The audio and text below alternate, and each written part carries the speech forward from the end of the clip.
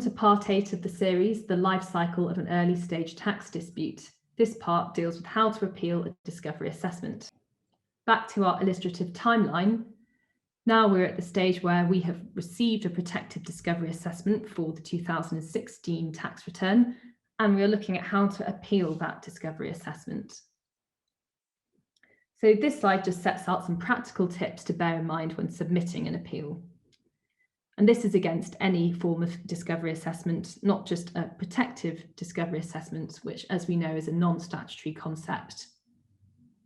Firstly, ensure the written appeal is submitted within the statutory time limit, which is 30 days following the assessment. The assessment letter from HMRC usually sets this precise date out. List all of the appeal grounds clearly. It is worth appealing on all grounds possible. You can always withdraw or drop grounds for appeal later in the process if that is felt to be necessary.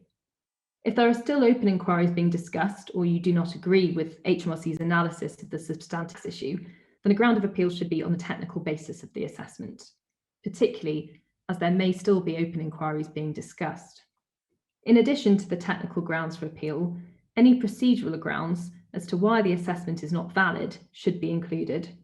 For example, is it considered that HMRC have not in fact made a discovery, or are HMRC in breach of their time limits?